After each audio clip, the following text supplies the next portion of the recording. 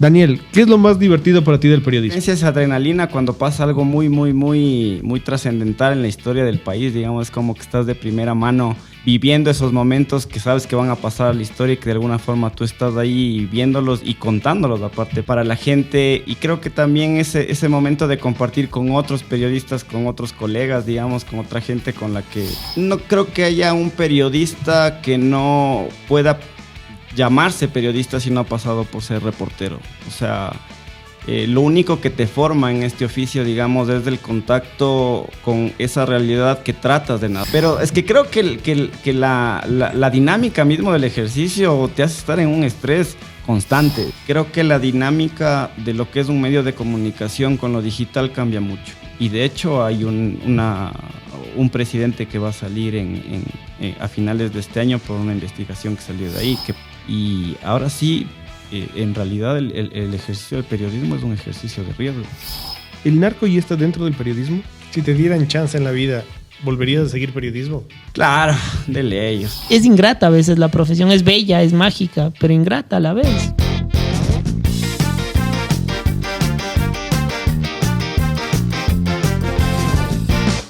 Buenas tardes, buenas noches, buenos días, así comenzamos al revés este 9º capítulo de Entre Ambos Tres, el mejor podcast que existe en YouTube, en Spotify y en cualquier plataforma que usted nos siga. El día de hoy vamos a hablar sobre un tema controversial, el periodismo en Ecuador. ¿Qué está pasando? ¿Qué ha pasado? ¿Cuál es el futuro? ¿Y por qué los jóvenes no deben seguirlo? Le damos la bienvenida a Juan Esteban Pérez, más conocido en el bajo mundo del periodismo exactamente como Juanito Pérez. Juanito, ¿cómo estás? Muchas gracias, Javier, muchas gracias. Un gusto. Hoy vine vestido como mi propio jefe. Así que, mentalidad de tiburón. Mentalidad de tiburón ahí. Nada, pues a darle la bienvenida a un invitado realmente de lujo, ¿no? Alguien con quien usted ha compartido mucho tiempo en las aulas. Sí. Mucho tiempo. Digo yo, no me meto. Demasiado. Caramba, no me quiero meter en más detalles. Démosle la bienvenida a un gran periodista. Yo admiro mucho su trabajo como periodista. También por ahí, bueno, uno que otro gol se jala de vez en cuando, pero bueno, eso ya es problema de fábrica, ya no se puede hacer mucho. Démosle la bienvenida a Daniel Romero, un gran periodista y gran amigo de la casa. Gracias, Juanito, Javi, qué gusto estar con dos panas desde hace tiempo, que nos juntó igual la comunicación, digamos, y ahora estamos aquí intentando sobrevivir. Intentando sobrevivir en el periodismo. Vamos con los aspectos positivos del periodismo, porque sí tiene su gracia, ¿no? Se come gratis. Por ejemplo, cuando te invitan a esos grandes buffets, encuentras una que otra estrella, te tomas una foto, ahí está la parte divertida. Daniel, ¿qué es lo más divertido para ti del periodismo? ¿Qué es lo más divertido? ¿Qué te puedo decir? Creo que esa convivencia que hay, más que convivencia, es adrenalina cuando pasa algo muy trascendental en la historia del país, digamos, es como que estás de primera mano viviendo esos momentos que sabes que van a pasar a la historia y que de alguna forma tú estás ahí viéndolos y contándolos aparte para la gente, y creo que también ese momento de compartir con otros periodistas, con otros colegas, digamos, con otra gente con la que compartes a diario, digamos, y te vas nutriendo también de alguna forma. Entonces, como que las coberturas, las ruedas de prensa, el andar en la calle. Por ejemplo, en mi caso, lo más divertido es que gracias al periodismo conozco Quito, por ejemplo. Hasta que yo estaba en la facultad, literalmente yo conocía hasta máximo el centro histórico. De ahí para allá me perdí en cualquier Nunca lugar. fue al sur. Y era machachi ya. Porque yo nunca tuve familia, o sea, yo no tengo familia en el sur, digamos. O sea, nunca fue de niño, de adolescente, nunca tuve como mucha relación con el sur de Quito, digamos. Incluso con el Javi, que estábamos en el Mejía, él también vivía al norte, fuimos panas de un montón de años. Aniñados. Sí, no. Full, en el sector de la América. Sí. Tremendos aniñados. Compartiendo la zona roja. Lindísimo era en el Teatro América ser aniñado. De noche, sobre todo, sí, era bello lujo. Ese sector. Entonces, creo que esa parte sí es como que te abre la mente, la cabeza a un montón de cosas. Pero eso no pasa siempre con todos, ¿no? Porque tenemos también los periodistas que hasta el día de hoy son full mente cerrada. Pero creo que esas experiencias son las que te van moldeando y te van formando, sobre todo en ese ejercicio que es de la calle, del día a día, de las coberturas que son de esas cosas que parecen sencillas o que no tienen mucha importancia. Porque, por ejemplo, yo desde que empecé, yo entré a Quito, a la sección Quito, entonces siempre fueron las noticias de los barrios, del municipio, de los problemas de la gente, del alcantarillado, todo ese tipo de cosas. Es como que te abre la mente a otras posibilidades y otras realidades. Creo que es lo que yo siempre rescato de este oficio. Bueno, y tras todo esto, ¿qué destacar precisamente ese periodismo de calle, ¿no? Porque una cosa es verles digamos, a los grandes nombres del periodismo, entre comillas, ¿no? Cada uno juzgará si es grande o no. Ellos se lo creen, pero bueno, nosotros no. ¿Qué es lo interesante de ese periodismo de calle, de la reportería en sí? Porque no es fácil hacer comunidad, no es fácil hacer Quito para un diario, para los diarios en los que trabajaste. ¿Qué diferencia hay entre lo que ve el público, aquellas vacas sagradas del periodismo que dudo que salgan de su zona de confort y que están ahí? Bueno, seguramente tienen un nombre, se lo han ganado y está bien. Pero ese periodista de calle, el que vive día a día, el que está ahí sorteando las bombas lacrimógenas, sorteando incluso la mala cara de la gente, hoy por hoy algunos estigmatizados por todo el discurso político que hay alrededor de ello. ¿Cuáles son esas minucias del campo periodístico ya en la calle? ¿Qué es lo que se vive? O sea, no creo que haya un periodista que no pueda llamarse periodista si no ha pasado por ser reportero. O sea, lo único que te forma en este oficio, digamos, es el contacto con esa realidad que tratas de narrar. O sea, vos no puedes hacer periodismo como ahora está muy acostumbrado ya, digamos, con las cosas que salen en Twitter, ¿ya? Ahora puedes armar notas con las cosas que salen en Twitter. Creo que una experiencia básica de cualquier periodista o que quiere este oficio de alguna forma es pasar por esa parte del reportero, pasar por la calle, pasar por caminar, estar bajo el sol esperando a la fuente, hacerte pana de la fuente, conocer a la gente, estar en donde la gente te narra el problema, no solo que te llama y te dice es que esto está pasando y vos es como esa frase que parece cliché, pero es muy, muy cierta y que el periodismo no se trata de que yo cuento lo que estás diciendo tú y cuento lo que estás diciendo el Javi, el uno me dice que está lloviendo, el otro me dice que no está lloviendo. La idea es salir, abrir la ventana y decir sí está lloviendo, ¿no? Entonces creo que no hay cómo ser periodista si no has pasado por esta fase de reportería, de estar en la calle, y como que los temas de ciudad, para mí ha sido eso mi experiencia de vida, digamos, para este oficio es el haber empezado cubriendo temas de ciudad. El estar con la gente, cómo vive esos problemas, es lo más cercano, digamos, a una verdadera formación, porque al final del día las facultades de comunicación te pueden, no sé cómo ponerlo, pero al menos darte como este marco teórico, una visión del mundo, etcétera, alrededor de la teoría y todo lo que sea, pero todo cambia cuando te topas con la realidad, y esa realidad muchas veces es tan sensible, tan dura, que uno también tiene que pensar muy bien y sentir mucho alrededor de lo que uno va a contar. Y creo que esa conexión es muy importante. ¿Por qué no puedes empezar siendo periodista? O sea, no puedes formarte como periodista empezando o quedándote en el escritorio. En un principio, ¿por qué seguiste periodismo? ¿Por qué seguí periodismo? No seguí periodismo como tal, seguí comunicación. Y eso es chistoso porque también tiene que ver con vos. Y es que cuando ya salimos del colegio, o sea, mi primera opción era Derecho. Y se fue por la izquierda usted. Claro, ¿no? Fue a la izquierda hasta el día de hoy. Y bueno, fue como que este man me dijo, yo voy a ir a averiguar cómo son los requisitos para Derecho y tal. Y fuimos a la de Derecho de la Central, pues. Y no sé, no me sentí como conectado con el espacio, con el lugar. Dije, no creo que voy a lograrlo aquí, no me siento bien. Y le dije, ¿y vos qué vas a seguir? Y me dijo, yo me voy a inscribir en comunicación, dijo este man. Y yo dije, bueno, entonces vamos a inscribirnos en comunicación también, pues.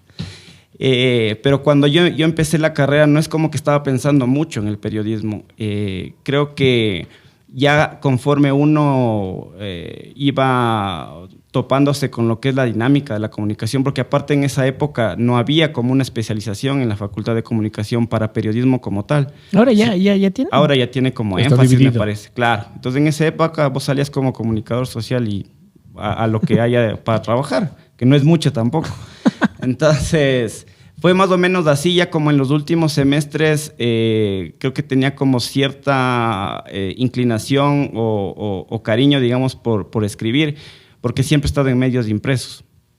Toda mi carrera he estado en medios impresos, no tengo experiencia en radio, por ejemplo, y tele mucho peor, no tengo ni la experiencia, ni la cara, ni la aptitud para nada de eso. Bueno, entonces, aquí ninguno de los dos tampoco. Pues somos así de cínicos.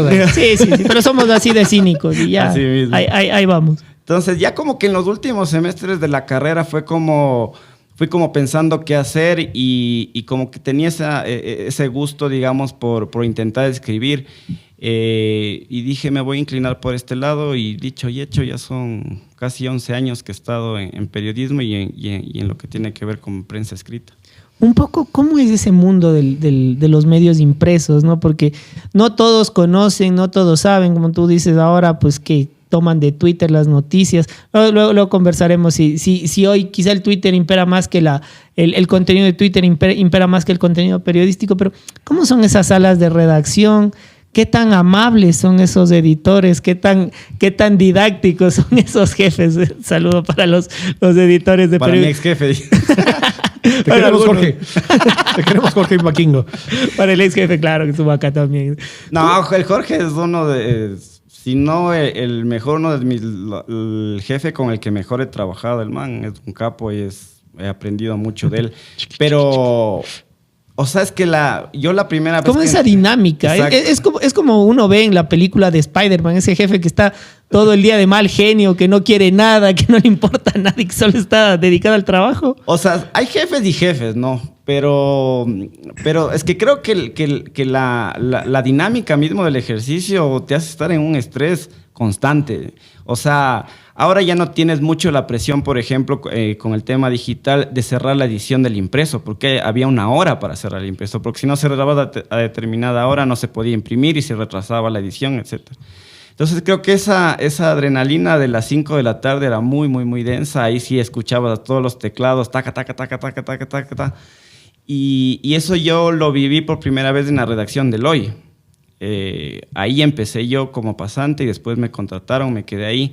Y es esa dinámica, o sea, es como que en la mañana, o la dinámica en la mañana, vos estás detrás de la noticia, detrás de la fuente, detrás de lo que pasa, regresabas a la redacción a hacer tu nota y tenías hasta determinada hora para cerrarla, después que tiene que pasar por todos los filtros hasta que sea aprobada. Y claro, pues en ese trajín, digamos, no falta quien te manda la mierda, quienes vos les respondes también que se vayan a la mierda, pero al final del día las cosas salen y es la dinámica de los periódicos. Desconozco por completo cómo será en las radios o cómo será en la televisión, pero de 4 a 5 de la tarde, máximo 6, era una locura, es un manicomio completo las redacciones, sobre todo cuando eran tan pequeñas, ¿no? Como terminó siendo la del Hoy. Entonces, sí, pues, o sea, terminabas agarrado de los pelos de esa tarde y al otro día igual a empezar de nuevo. Pero no tenía una cierta magia esto, una cierta magia que, claro, con lo digital va cambiando la dinámica, ¿no? Porque subes a la hora que ya está lista la nota, no tienes ese contacto tanto, porque uno de los sueños del periodista era abrir el diario y ver tu nombre. O sea, esa era una de las magias que tenía escribir, por ejemplo, y saber que tu nombre estaba puesto ahí. Ahora con el tema digital, ¿no se pierde un poco? Creo que no, o sea, lo que tú mencionas es algo que pensamos nosotros, los de nuestra generación. O sea, es la gente que de alguna forma cuando fue pequeña tenía como ese vínculo con el diario impreso. De hecho, por ejemplo, nadie en Quito le llamaba diario al diario, sino que era El Comercio. Cualquier periódico era El Comercio, porque era la imagen de los papás abriendo el diario, revisándolo. Cuando nosotros éramos pequeños nos pasaban la pandilla después de ellos comprar el diario. Digamos, como que nosotros sí tuvimos una conexión casi sentimental, digamos, con el tema del impreso. Creo que actualmente ya los jóvenes no tienen mucha conexión con eso, no tienen mucha referencia de eso. Entonces es como que esa nostalgia nos queda a nosotros. Pero creo que de alguna forma, ya que topa de ese punto, no sé si ya vamos para allá, sí cambia mucho la dinámica del tema de lo digital. O sea, incluso en cómo vos escribes, porque por ejemplo para el impreso pesaba mucho la narrativa. O sea, era gente que escribía. O sea, no eran solo reporteros, eran periodistas, eran plumas, digamos, por ponerlo de alguna forma. Qué bueno. Ahora, claro, ahora ya no necesariamente es así. Son como muy pocos los proyectos que en realidad le apuestan al periodismo narrativo, sobre todo, porque empezó una época en la que estaba como en auge, digamos, con revistas de la región, por la misma Anfibia, La Gato Pardo y todas esas, ¿no? Ahora esos proyectos ya no son tan, porque es tan inmediato todo, la gente puede revisar las cosas desde el celular y eso no le dedicas más de 5 o 10 minutos de lo que tienes para leer una noticia, o incluso 2 o 3, o informarte, digamos. Entonces creo que esa nostalgia de la que hablas sí nos pega a nosotros porque la vivimos y hemos vivido estas dos épocas de alguna forma. Entonces, no sé, y eso habría que preguntarle a las nuevas generaciones, ¿no? ¿Cómo viven las noticias? Si tienen algún vínculo sentimental con la información, la tele, no sé. Por ahí creo que va. De pronto ahí sí surge, a mí me surge una idea. Hoy le importa al periodista más ser la noticia que la noticia en sí. Porque tú te metes a Twitter y están todos los periodistas tuiteando primero la información. Yo me pregunto, ¿dónde queda el resto? ¿Dónde queda la profundidad de la noticia? ¿Crees que hoy les importa más la imagen, los seguidores, que la propia noticia? Creo que la primicia siempre ha importado. O sea, independientemente de que sea digital o sea impreso o lo que sea, siempre la primicia importa. Eso es lo que te determinaba como medio, porque eso también te daba determinada credibilidad porque accedías a información que los otros no tenían.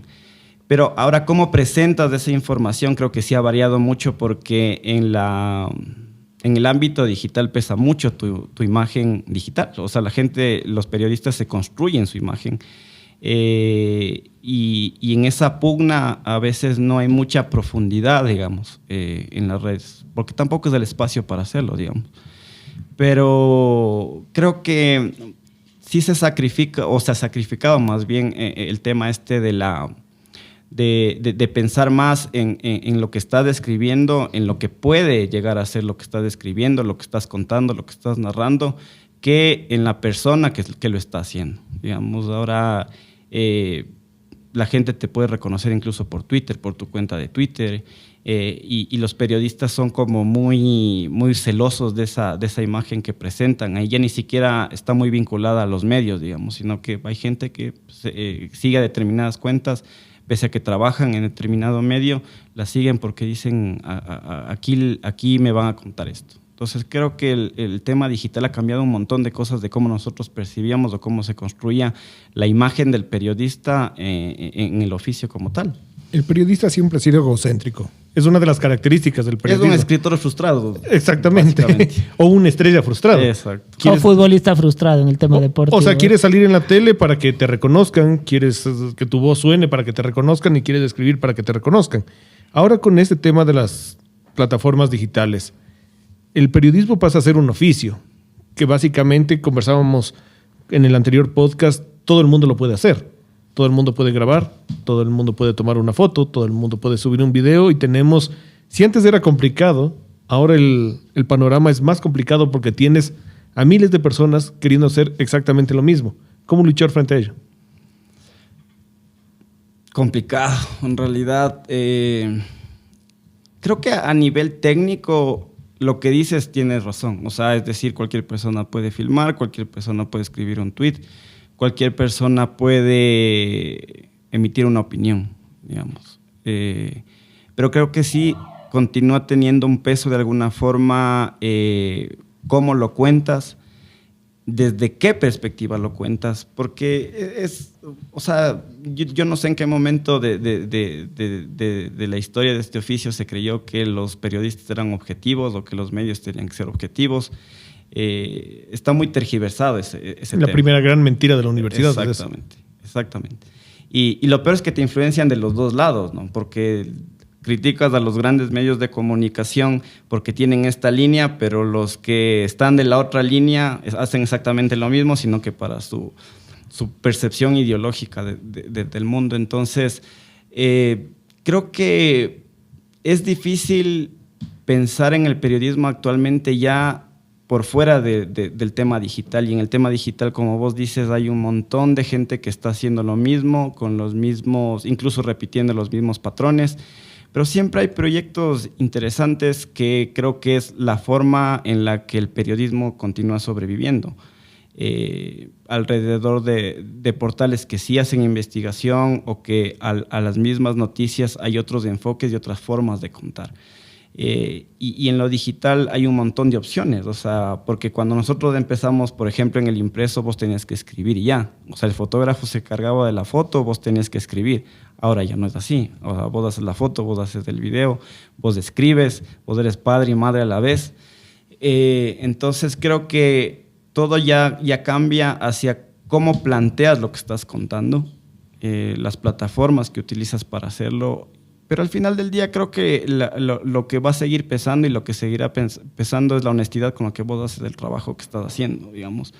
Porque es muy fácil terminar enredado con el poder, es muy fácil terminar enredado con tu mismo medio, con la línea editorial de tu medio. Y eso resta credibilidad no solo como profesional, sino también como persona. En ese punto, ¿escribir sigue siendo el eje fundamental del periodismo o ahora pesa más una cara bonita que una buena redacción? Creo que ese debate de las caras bonitas ha habido siempre. Lo único que ha cambiado es la plataforma. Porque antes lo que se decía es que las caras bonitas estaban en televisión, digamos. Ahora las caras bonitas están en las redes sociales, digamos. Pero sigue enlazado al tema del contenido que tú haces. O sea, puedes tener el acceso a las mismas plataformas, a las mismas redes sociales, a las mismas formas de hacer video, pero el enfoque, la profundidad y la honestidad con la que haces las cosas creo que te determina mucho, independientemente de tu cara o del medio en el que te desenvuelvas. Estábamos hablando de las anteriores generaciones, ¿no? Generaciones que se criaron con la tele, que se criaron viendo a Don Alfonso, que se criaron con el diario, viendo las editoriales.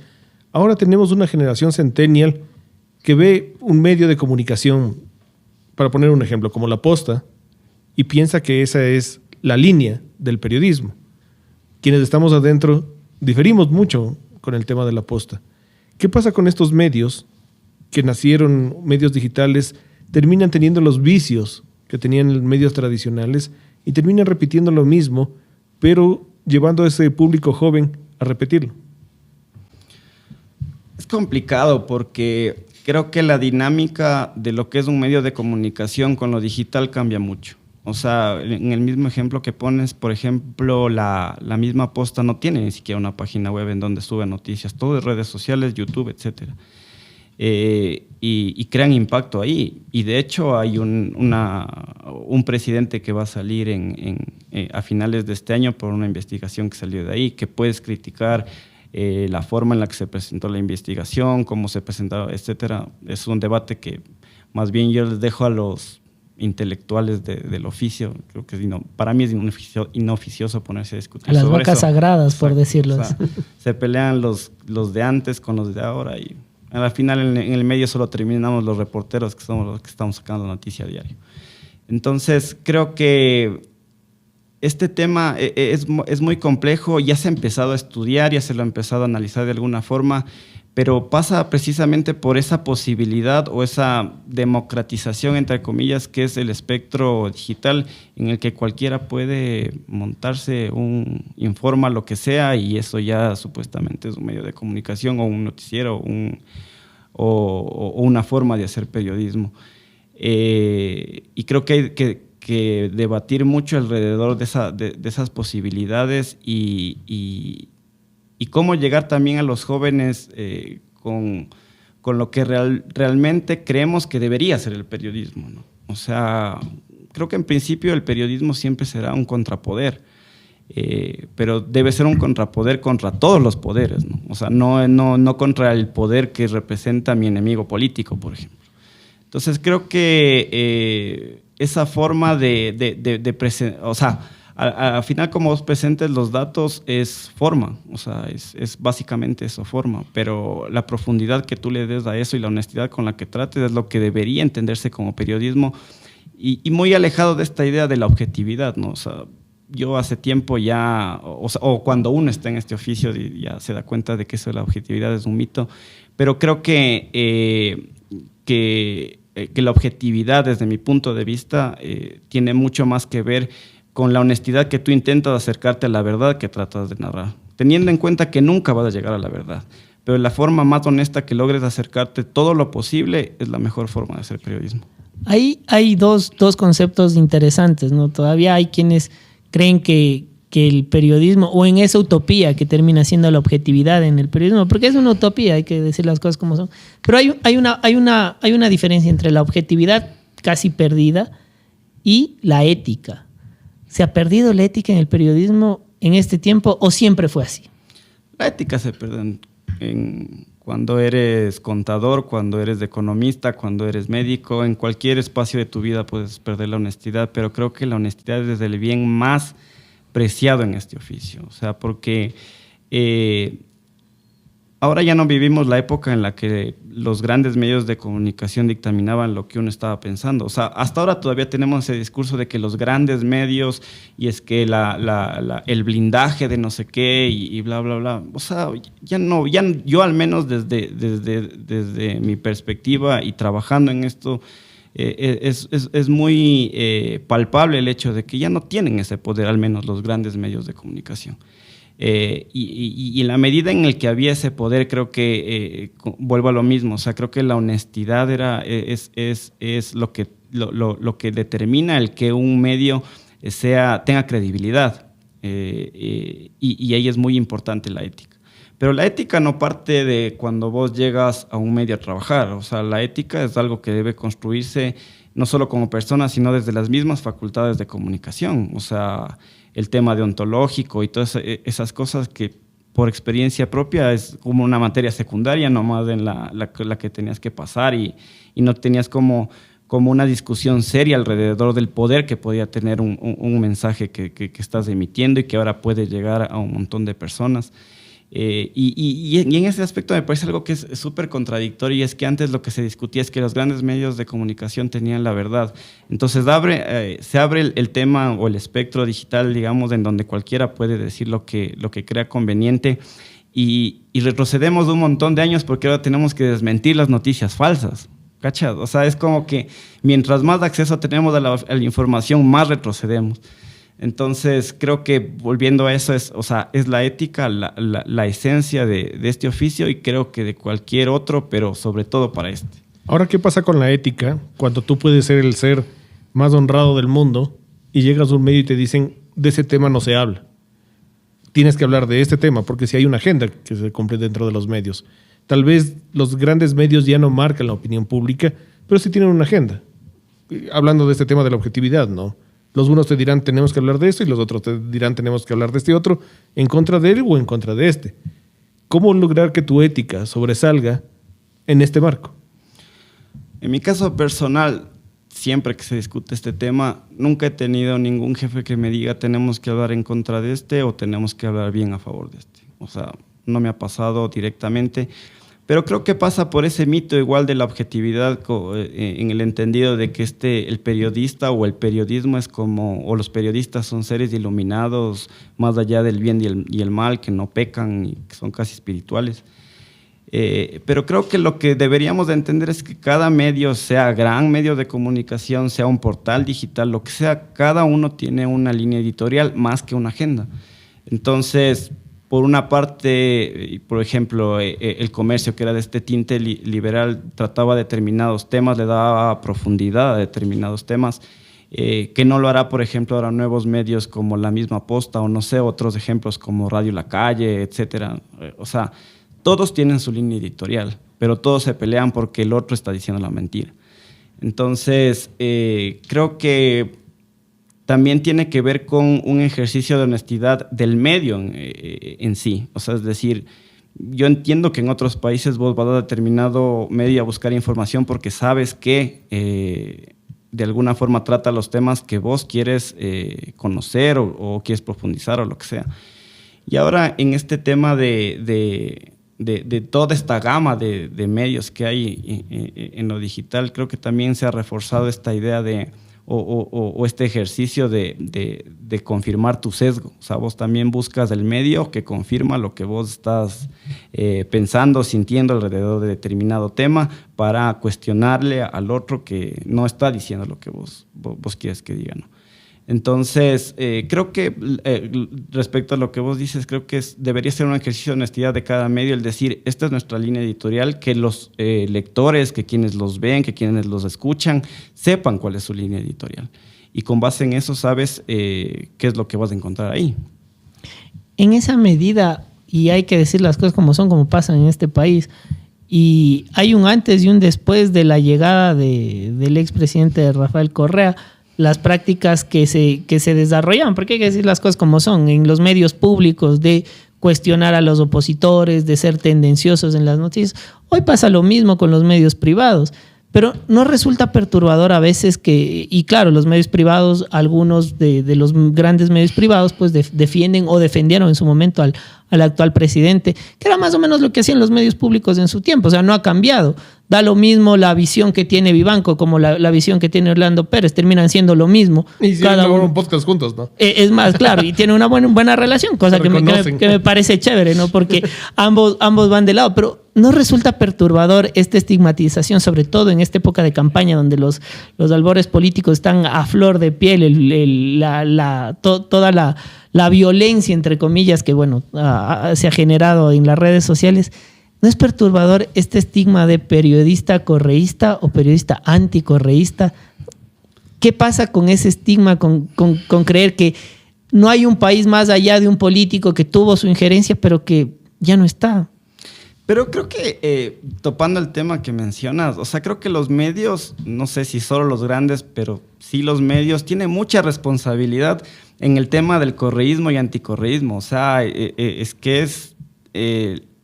como vos dices, o sea, es un presidente que ya ni siquiera está en el país, pero sigue vigente porque los medios siguen cuestionando, o más, no cuestionando, sino siguen volviéndole el centro o lo han vuelto su opositor político a eliminar, ¿ya? Entonces, quienes lo han mantenido más vigente que nunca al correísmo son precisamente los anticorreístas. Y en ese sentido creo que debería hacerse un ejercicio más honesto y más profundo en las cosas que se están tratando, porque el correísmo y anticorreísmo es lo más superficial de los problemas de este país, digamos. No puedes explicar un montón de cosas que están pasando actualmente solo desde el correísmo y desde el anticorreísmo, pero creo que fue un acierto de ese gobierno el apostar a que hayan existido los medios públicos. No había antes de eso. Ahora, que ese proyecto de medios públicos haya terminado en lo que terminó es otra cosa muy diferente. Una cosa es la BBC, los grandes medios públicos. Porque aparte así nos lo vendieron cuando ya se hicieron cargo del telégrafo, etcétera. La propaganda era que otros medios tienen medios públicos y como Ecuador, no sé qué, y la BBC y todo eso. Pero no llegamos a la BBC de dónde, pues no hasta ahora no. Bautizos, bodas. Claro, exactamente. y primeras comuniones. Claro, o sea, no le llegamos ni al talón, pero obviamente creo que ahí falta un poco más de tiempo de desarrollar y que los gobiernos entiendan, pero que se lo metan en la cabeza. Medios públicos no son medios del Estado. Gubernamentales. Son medios. Es una extensión de la SECOM. Esa es como la idea que debería ser. Porque al final la información yo sí creo que es un derecho y en ese sentido la información y el periodismo debe estar lo más alejado posible de la propaganda, porque lo que más daño le hace al periodismo es precisamente caer en la propaganda y en el activismo político. Lo cual no quiere decir que vos no tengas tu posición, porque siempre vas a escribir, siempre vas a narrar desde tu posición. Pero creo que no se debe renunciar al proyecto de los medios públicos. Creo que eso le hace bien al país en la medida en que se piensan otras narrativas, otras historias, otros focos de atención. Que no se lo haya logrado hasta ahora es otra cosa, pero no se puede renunciar a los medios públicos. Ahora en el tema de medios públicos, Correa les hizo medios gubernamentales, Lenín Moreno les desarmó. Y básicamente lo que hizo fue alquilar los medios y Lazo fue ni fu ni fa. O sea, terminó en una radio nacional básicamente musical y una radio pública que fue arrendada inclusive al tema del deporte. 3 horas tenían de arriendo un espacio deportivo y casi termina quedándose con radio pública. ¿Dónde llegar a eso? ¿Cómo invertir, pero a la vez cómo no meter mano? Es que creo que los medios públicos deberían ser eso, o sea, una entidad que pueda funcionar independientemente del poder. poder gubernamental, ¿no? O sea, y ahí es muy complicado porque al final son empresas públicas en las que se designan a personas que son parte del gobierno o que comulgan con determinado gobierno.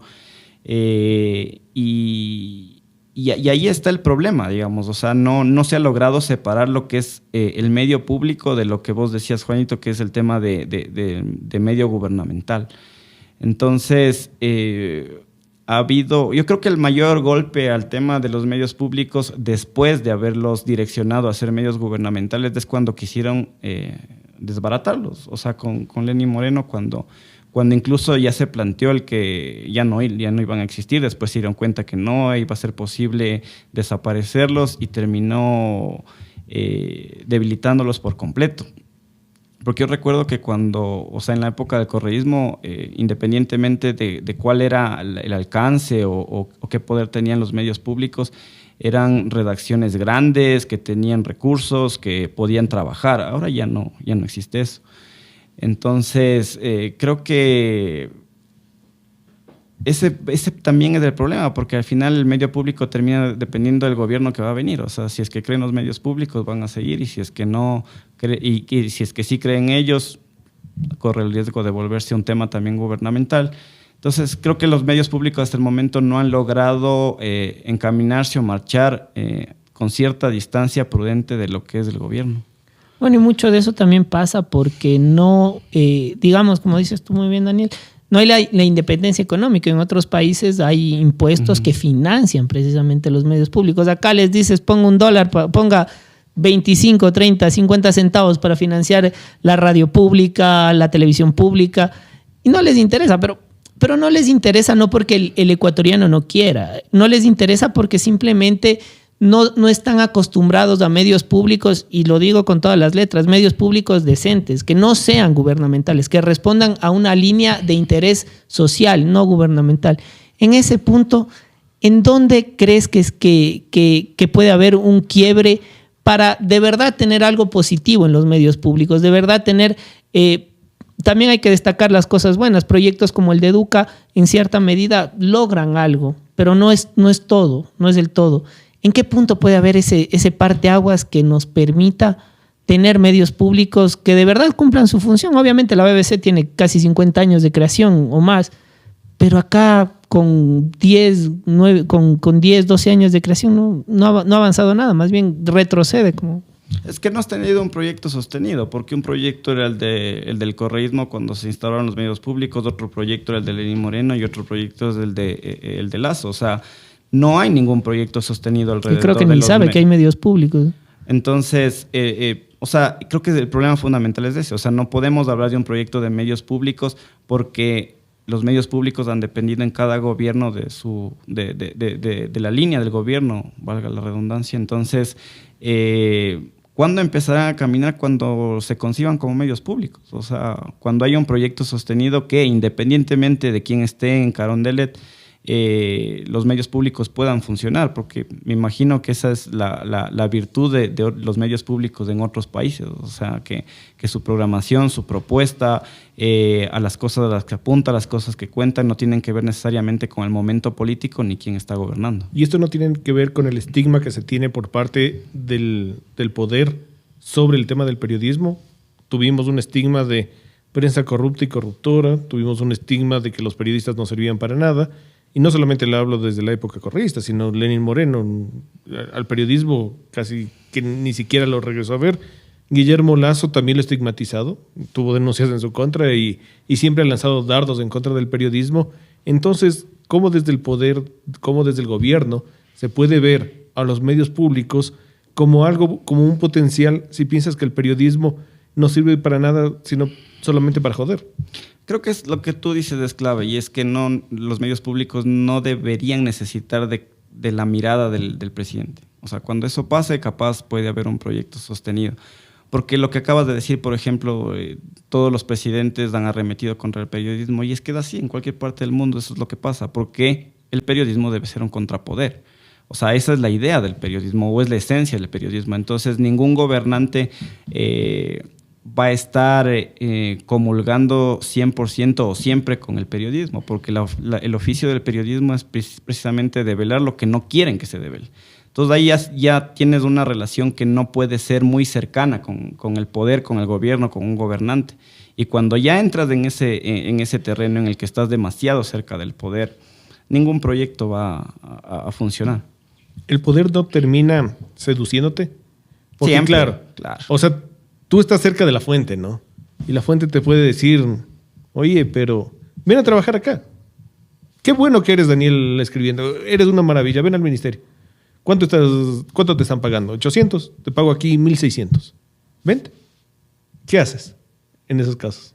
O sea, irte.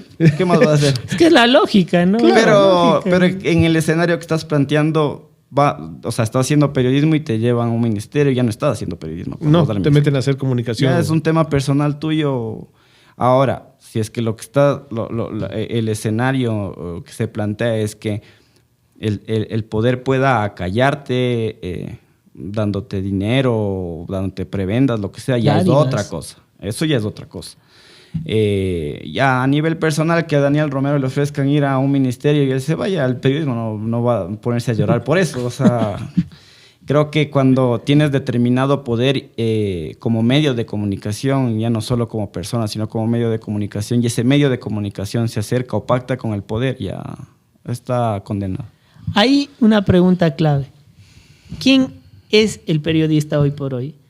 El que está en el día a día de las coberturas, el que quiere figurar en Twitter y en TikTok y le interesa más su imagen que la propia noticia, el que está cerca del poder, el que tiene información y se la guarda, el que negocia con la información. ¿Cuál es el concepto hoy del periodista? Para mí el concepto de periodista y de periodismo es lo que te decía al principio de todo esto. O sea, creo que el periodista es esa persona que intenta acercarse a la verdad todo lo posible. Sabes que no vas a llegar a la verdad porque llegar a la verdad es muy complejo, pero intentas contar todas las voces, con todas las voces posibles, con todas las miradas posibles para intentar explicar eso. Entonces, esa es la labor del periodismo, tratar de acercarse todo lo posible a la verdad, lo cual no implica que vos como periodista eres la verdad, porque eso es lo que pasa con muchos de los periodistas. O sea, creen que su voz como periodista es la verdad. Ni siquiera importa mucho lo que cuentan ni lo que hacen, sino que ya hay gente, hay periodistas que tienen tal poder que lo que ellos digan incluso determina el curso del debate, por ejemplo. Entonces, creo que mientras más intentes acercarte a la verdad, no al poder, no a con quien quieres congraciarte, es la esencia del periodismo, y creo que en esa medida el trabajo más honesto es el que está en la calle, el que está vinculado con los temas que trata, el que se mete en lo que está haciendo, el que se va al barrio más peligroso a contar lo que significa para la gente no poder salir, por ejemplo, ahora a partir de las 7 de la noche porque ya es demasiado peligroso. Creo que ahí está la honestidad del ejercicio y en la posibilidad rica que tienes de contar esas cosas cuando tienes esa forma de trabajar. Y al otro, direccionar el debate con mi voz como periodista que tiene cierta autoridad, ya no creo que eso le hace ni bien al periodismo ni bien a la democracia. Estamos en el 9º capítulo de Entre Ambos Tres. Recuerde que nosotros salimos gracias a Gema Comunicación Activa, también a Pepe Filmmaker. Y recuerden, es ver el podcast justamente de Pepe Filmmaker, Tras Cámaras. ¿Ves? Salió contento. Estamos conectados. Claro, ya saben.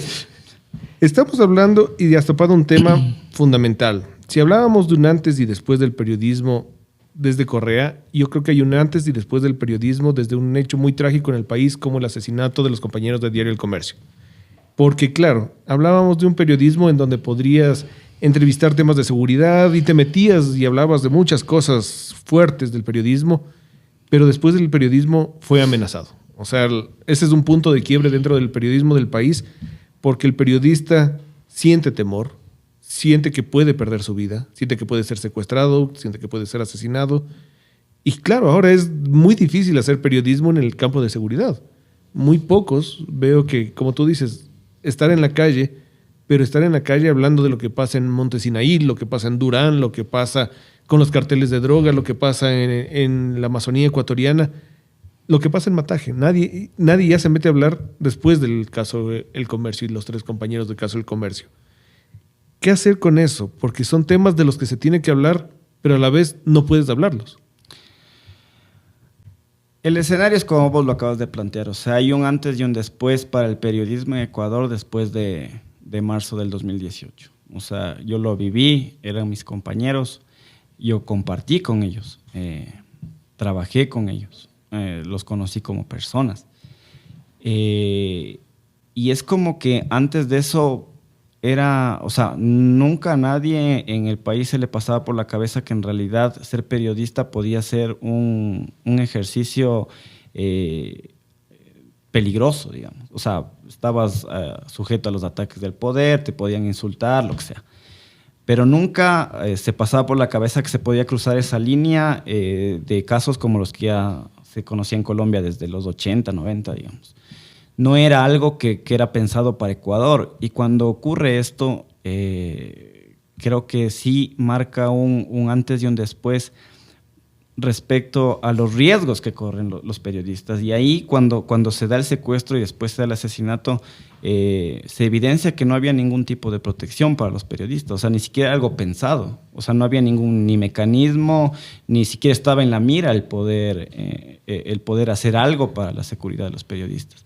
Y ya en lo personal, como mi experiencia personal y que ahora está mucho más marcada, digamos, es te podían hablar de secuestro o de la amenaza de muerte. Incluso vos te formas siendo periodista, estudiando esos casos de los periodistas que perdieron la vida, digamos, después de una investigación o lo que sea.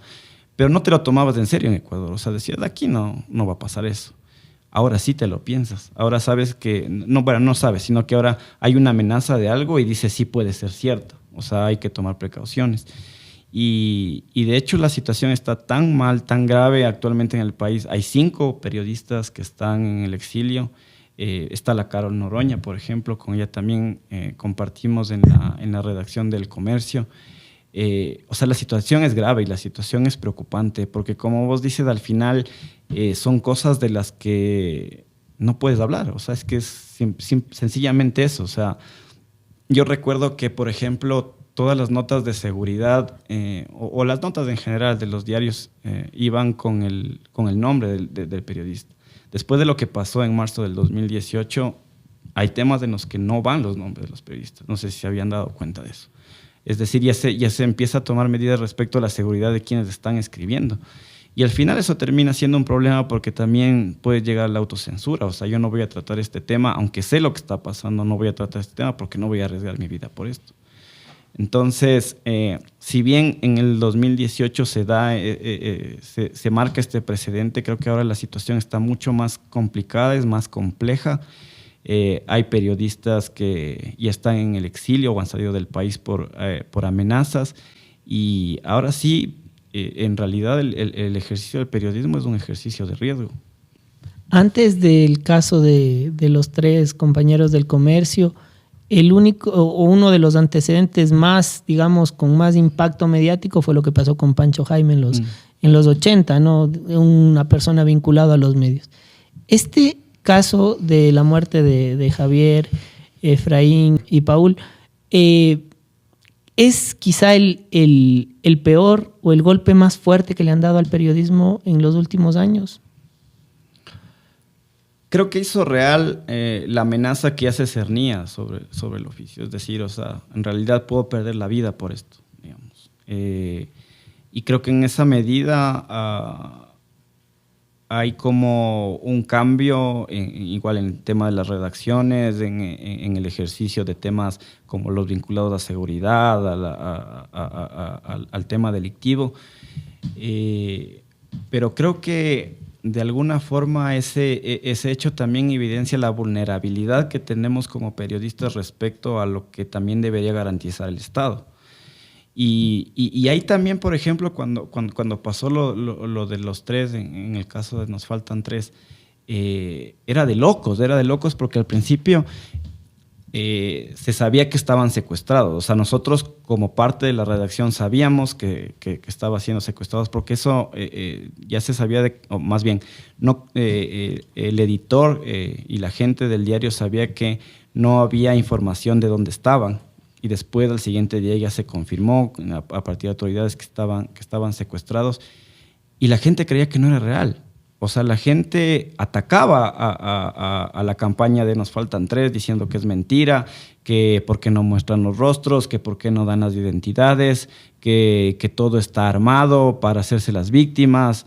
Y después de casi 2 semanas tuvimos que estar ahí lamentando el asesinato, la muerte de ellos. Entonces creo que no pasa la amenaza solo por lo que puede hacer el poder, y no solo el poder político, sino el poder de las bandas de delincuencia organizada, sino también todo el estigma que se creó alrededor del ejercicio periodístico, que incluso en casos como este hacían que la gente ataque a los medios diciendo que por último ustedes se lo buscaron. Y pedían casi que se ponga una bomba dentro de medios de comunicación, ¿no? Exacto. Así pasaba. O sea, veíamos los comentarios totalmente desatinados que salieron justamente y casi pedían ver los cuerpos, que a la final terminaron divulgándose en un hecho muy trágico en el país para saber que era verdad, que fue un punto de quiebre para mí, creo que el más duro dentro del periodismo. Han pasado 5 años y el Estado está preparado. Tenemos, tú lo has dicho, 5 periodistas en el exilio. Tenemos UNP, Fundamedios, hay la Red de Periodistas Libres, hay varias el Colegio de Periodistas de Pichincha también. ¿Sirven para algo? Gremios zonales. Y además, el Poder Ejecutivo se supone que hizo un plan, ¿no? Que hasta ahora es como el plan de seguridad. Nadie lo ha visto, el plan de protección de los periodistas. ¿Se puede hablar de protección al periodismo o estamos en la completa indefensión?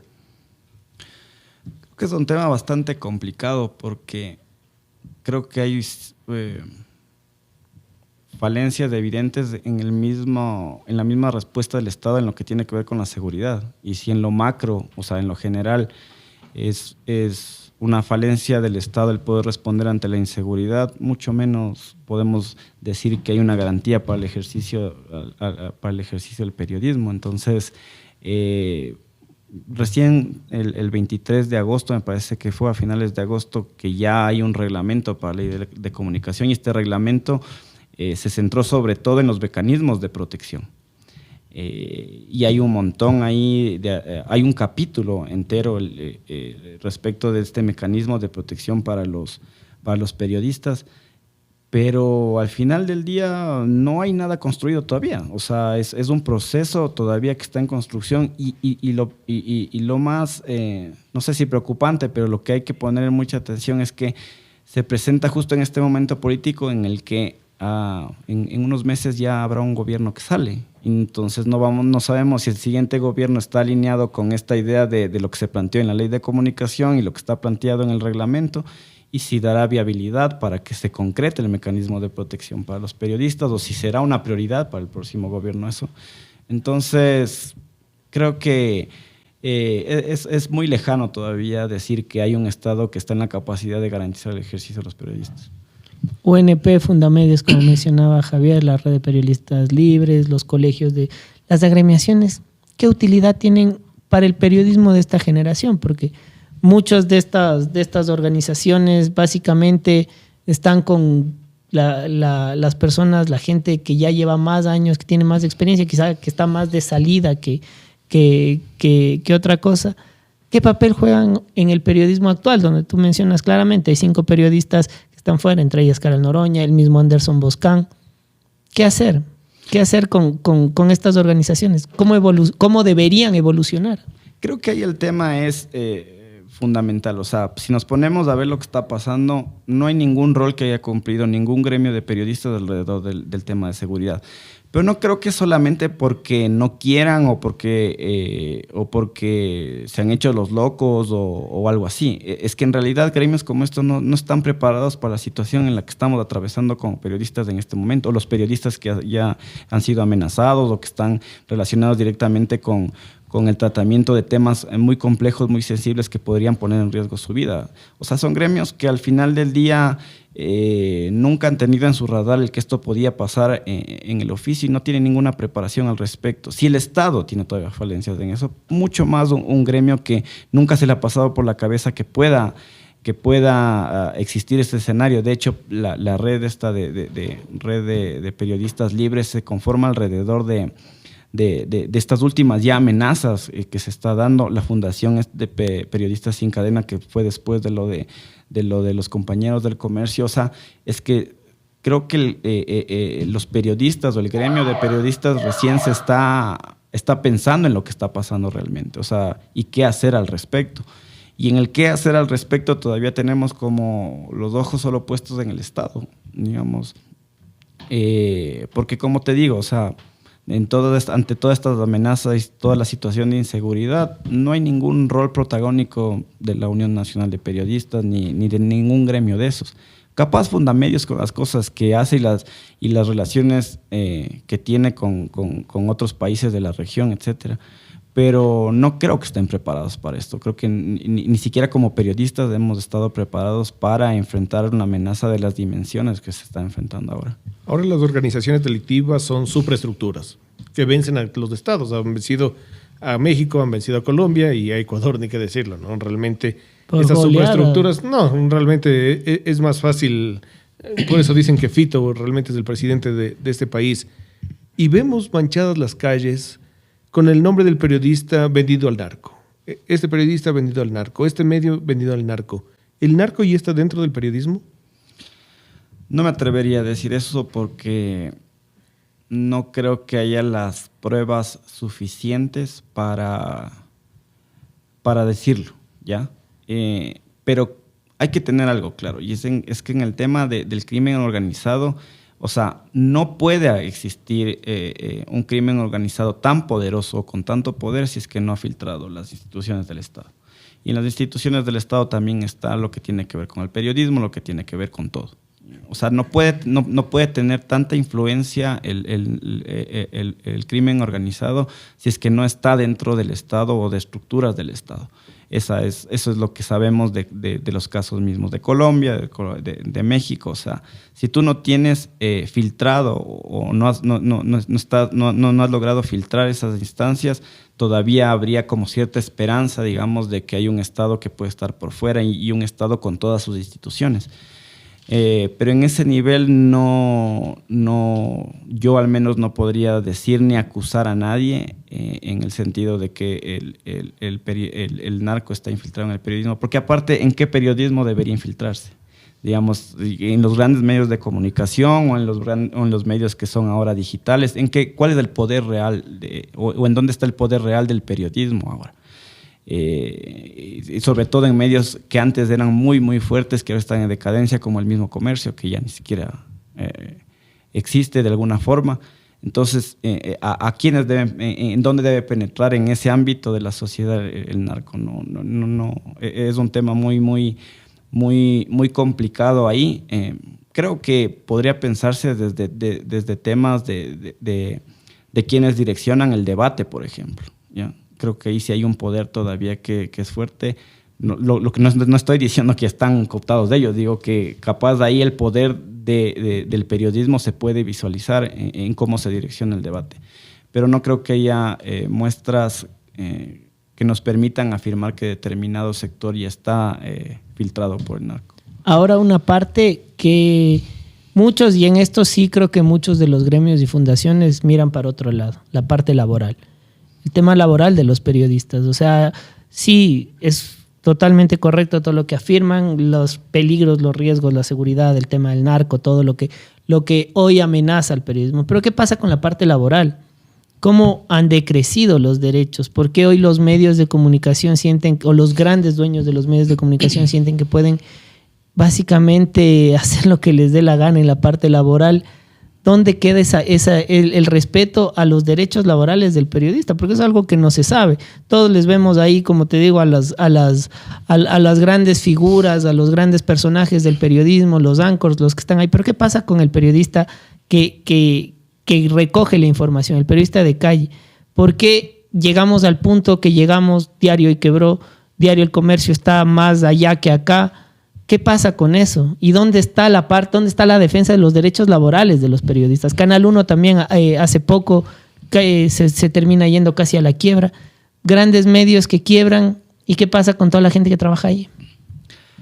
Ese es un tema muy interesante porque si bien hay un marco legal que debería garantizar los derechos laborales, creo que también hay otra cosa que hay que tomar en cuenta, y es que siempre nos dijeron que el periodista, para ser periodista, debía ser 24/7, estar en lo que sea, las horas que sean necesarias, en las condiciones que sean, que te den, y así te formaste. O sea, creo que tampoco es como que antes teníamos mucho la noción de cuáles son los derechos que deberían respetarse para este oficio, digamos. Entonces, es como que también se ha permitido mucho bajo esa lógica de que el periodista tiene que estar 24/7 dispuesto a hacer lo que sea. Eso por una parte. Y lo otro, creo que no ha habido una posición real, digamos, sobre todo de gremios, más allá del discurso, digamos, en el tema de la defensa de los derechos de los periodistas. El mismo caso del comercio yo mismo lo padecí, o lo sigo padeciendo de alguna forma. Entonces, creo que eso es... sí deberíamos repensar el oficio en el sentido de que si bien la noticia no sale dentro de las 8 horas laborables, debe haber mecanismos que garanticen que las condiciones de trabajo sean respetadas, o sea, que te respeten como persona, porque no eres solo periodista. Y que en ese sentido también se garantice el ejercicio como tal, no solo en el tema de seguridad, sino también en el tema de lo laboral, del salario, de las horas que tienes o dedicas a esto. Entonces creo que esas dos cosas van de la mano, digamos. Es como cambiar la idea esta de que tenemos que aguantar las condiciones que sean porque somos periodistas, y lo otro es que los gremios y el mismo Estado piense en la forma en la que se garantizan los derechos de los trabajadores, no solo de los trabajadores de la comunicación, sino de todos los trabajadores. ¿Se puede vivir del periodismo o se sobrevive en el periodismo? Se sobrevive, creo yo, a menos de que seas estas voces autorizadas, entre comillas, que sí tienen determinadas condiciones de vida, digamos. No sé cómo ponerlo, si esos sean los términos correctos. Pero terminan siendo contadas. Exactamente, a eso me refiero. O sea, no es que ser periodista es...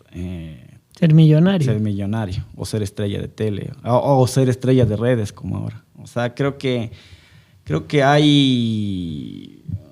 O sea, es un ejercicio bastante precario el tema del periodismo en el país. Y en ese sentido, creo que pasa también por muchas cosas, ¿no? O sea, la crisis mismo de los grandes medios, sobre todo en los impresos, el auge de lo digital. Creo que sí se sobrevive más que vivir. Y sobre todo por este cambio de lo digital, ¿no? Porque antes vos tenías como el mismo comercio o el Hoy en su época. O sea, era como redacciones grandísimas con un montón de gente, y la gente que tenía garantizada de alguna forma su sueldo, sus condiciones laborales, etcétera. Pero ahora ya no hay esas grandes empresas de comunicación. O sea, puede al nivel de televisión y todo eso sí, pero en el tema de impresos y todo, no hay. O sea, ¿cuál es la empresa? Expreso, claro. Vendría a ser la... Expreso, pero hay mucho tiene que ver Diario Extra, ¿no? Claro. Que es quien sostiene al Expreso. Igual el universo empezó a reducirse en la pandemia, incluso antes que lo que pasó con el comercio. Entonces ya no hay esas grandes empresas con las redacciones grandísimas y los reporteros y los corresponsales en todo lado. Entonces creo que hay que pensar también en esa medida que no es algo a lo que dedicas tu vida que te va a dar rentabilidad en ese aspecto. Creo que quienes estamos en el periodismo al final es porque somos tercos y somos de alguna forma apasionados por estas cosas que hay que contar, o porque tenemos la frustración de que alguien nos escuche. y que de alguna forma también sí puedes incidir. O sea, una nota puede cambiar la percepción de algo, o puede evidenciar algo, o puede develar algo, y creo que eso es importante que se mantenga, eso es sano que se mantenga. Pero no sé, no me atrevería a decir que de esto se puede vivir. Si te dieran chance en la vida, ¿volverías a seguir periodismo? Claro, de ley, o sea... ¡Qué rudo! Y pasaría por los mismos medios por los que he Eso. pasado, y ya voy despidiendo a 2 medios, porque yo estuve en el Hoy, pues. Y yo salí como meses antes de que cierren. Y después, la mayor parte de mi carrera estuve en el comercio, y también me salí cuando ya no hay. Mufa. Así es que soy un riesgo en las redacciones a las que llego. Pero a la final, los medios, los grandes medios, los pequeños, no terminan siendo ingratos. Es muy ingrata a la final la profesión, porque han habido casos de gente que ha estado en televisión años, ¿no?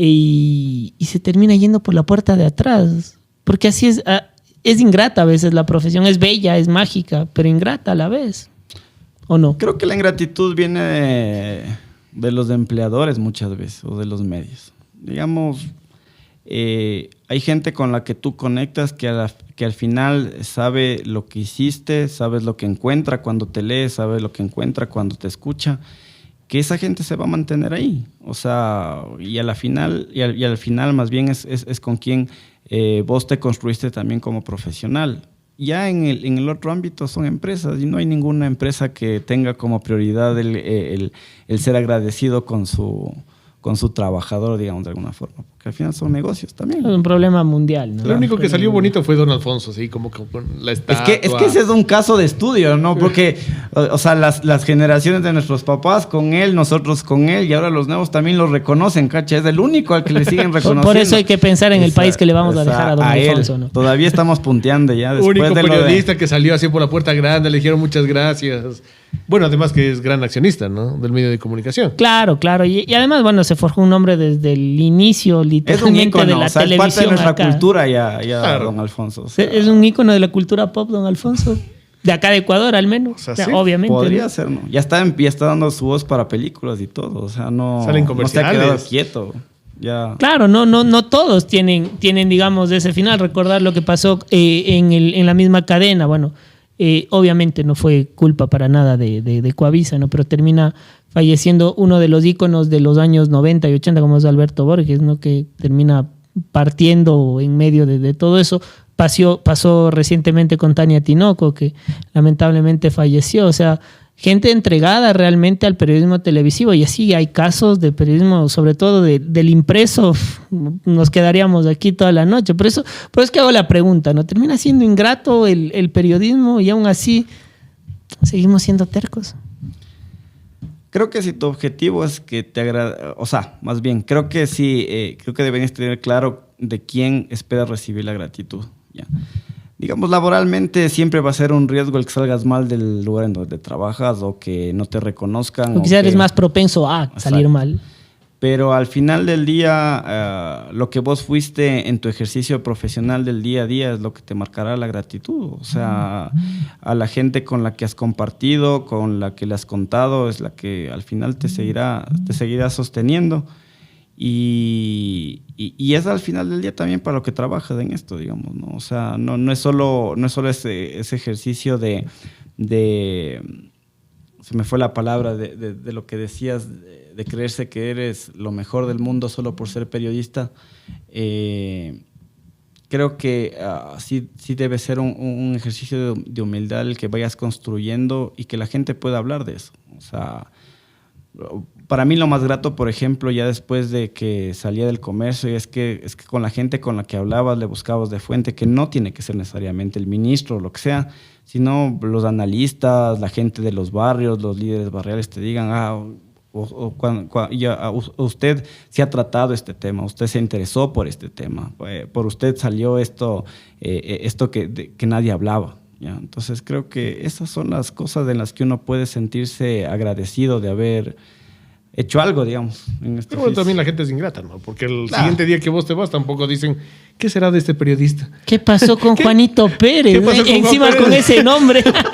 Un tal Juan Pérez. Un tal Juan Pérez. No, Juan Pérez hay como siempre millones. está en la memoria de todos. No este Juan Pérez, pero el Juan Pérez genérico. El ejemplo, el que se roba las manzanas, el de contabilidad y todo eso. En las mismas notas, supongamos que Juan Pérez siempre es un referente, Juan Pérez. Pero al menos está ahí. Que hablen bien o mal, pero que hablen. Pero que hablen de Juanito Pérez.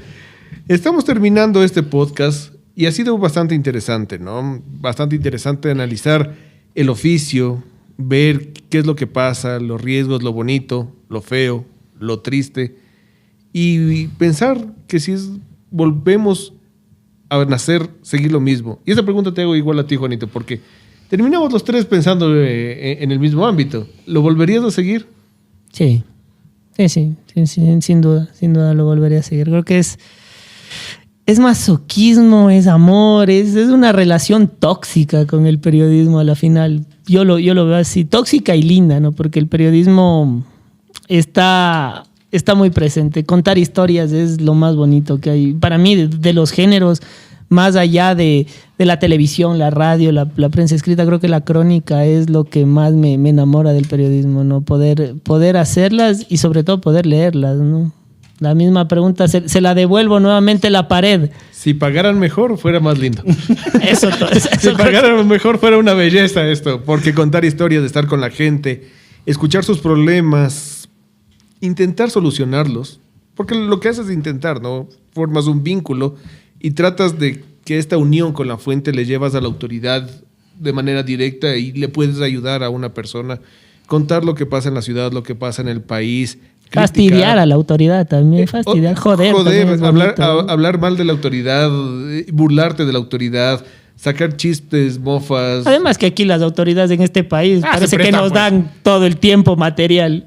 Me preguntaban el otro día cómo haces agenda, por ejemplo. Entonces les decía, el país es una noticia. O sea, no, aquí no se pierde el tiempo, ¿no? No te puedes aburrir en Ecuador. Siempre estás tan metido en el tema noticioso. Así que si es que me pusiera ahí a analizar, yo sí, y vería costo-beneficio, sí lo pensaría dos veces. Amo el periodismo, pero el tema de el bolsillo del periodista es lo más grave. Y si antes era grave, ahora es más grave. Se han cerrado un montón de oportunidades. Y hay muchos colegas que están se han cerrado medios. Antes había la posibilidad de apuntar en el comercio, que era una gran empresa. Ahora no hay comercio. No existe. Una de las grandes escuelas fue Diario Hoy. Para los que estamos sentados aquí fue Diario Hoy. Sí. Ya no existe. Yo saludos al Popular, así que éramos como con la parte batracia, pero ahí estábamos, compartiendo el mismo comedor acá con mi querido Daniel. Yo comí en las noches. A mí me tocaba comer a las 10 de la noche con los transportistas, así que... Ese ha sido popular. Pero buena era la comida, excepción de los domingos, pero el resto creo que era buena. Sí. Y el fantasma de Diario El Hoy era... Si no llegué nunca. Nunca les tocó. Nunca pasó. Ahí está. El único fantasma que me aterroriza es el que no me paga la liquidación. El de Diario El Comercio. Ese sí. Saludos y besitos, que de ley va a oír el podcast del fantasma. Ojalá. Ajá, sí, por supuesto. Pero en Diario El Hoy sí habían estos cucos que hay, ¿no? Y es una cosa interesante. Pero se han cerrado puestos en ministerios. Se abrió muchos puestos en un estado llamado de propaganda. Ahora se los han cerrado. ¿Y qué hacemos los periodistas? Tenemos un montón de compañeros dedicados a un montón de cosas, a emprendimientos, a restaurantes, a intentar sacar su propio medio de comunicación, pero realmente... A los podcasts. A los puscas. A los puscas. A los puscas, saludos. Gracias por vernos. Si es que ponen plata es mucho mejor esto. Podemos seguir saliendo mucho mejor, más cámaras, más... Ojalá. Entonces, es complicado. O sea, realmente el oficio en este momento se ha vuelto muy complicado. Muy complicado. Así que, para los jóvenes que nos están viendo, piénselo dos veces. Es hermoso, pero la situación económica es muy jodida. Mensaje final para aquellos jóvenes de nuestra querida llamada Facultad de Comunicación Social de la Universidad Central. ¿Qué les dices, Daniel? Chuta, ahí sí me planteas un tema aparte, digamos, porque lo primero que les diría es que no se crean tampoco todo lo que les dicen en la facultad. Creo que sí, el mayor sesgo que yo pude haber tenido es precisamente el que nació de todo lo que nos decían en la facultad. No porque haya sido mala, porque yo amo a la Universidad Central, a la Faxo sobre todo. No, es que es liguista de cepa usted también. Pues, ¿no? Ya sabes, ese es otro tema también. El chico de la toma. Sí, era el chico de la toma. Sí. Por ahí disculpe algún improperio que le grité desde afuera. Pero bueno, estamos sanando heridas. Entonces creo que el mensaje fundamental, creo yo, es ese. O sea, el periodismo se forma en la reportería y en la reportería que haces en calle. Y la reportería que la haces con la honestidad de intentar acercarte lo más posible a la verdad desde tu propia motivación, de alguna forma. Porque incluso cuando estás dentro de un gran medio con su línea editorial, siempre hay formas de plantear los temas. Siempre. O sea, no es que está cerrado por completo. O sea, siempre puedes hacerlo. Entonces, dedicarse a esto, yo creo que la esencia fundamental, lo que deben tener en cuenta es que la esencia fundamental del periodismo, para mí, desde mi experiencia, siempre es ser un contrapoder. Pero un contrapoder, como decía al principio, de todos los poderes. O sea, cuando te empiezas a casar con uno solo para criticar al otro, ya es complicado. Entonces, creo que la esencia de este oficio es de eso, precisamente ser un contrapoder, y requiere de mucho valor ahora. Y en ese sentido, quienes se están formando en todo esto, yo sí les diría que piensen muy bien, sobre todo a lo que quieren dedicarse en esto, porque no todo, antes decíamos, no todo es televisión, o más bien antes pensábamos que todo era televisión. Ahora ya ni siquiera es televisión, ni los diarios, ni los grandes medios, ahora todo es redes sociales. Y las redes sociales todavía es un espacio muy inexplorado. Claro, estudian para que no terminen haciendo podcast. Exacto. No debería ser la referencia del periodismo, el entorno digital, creo yo. Esa es mi opinión aún. Y eso, o sea que si eres masoquista, este es tu mejor opción. Bienvenido seas, mi niño dorado. No, nada, yo quiero agradecerle a Daniel, invitar a las personas a que nos vean. Este es un podcast quizá un poco más profundo, más íntimo sobre la profesión. No están aquí los grandes nombres que siempre ven en las redes sociales, porque la verdad es que nos aburre y algunos ni bola paran, pero denle espacio a este tipo de conversaciones, de escuchar a quienes están en la calle, quienes saben de pe a pa cómo es el oficio.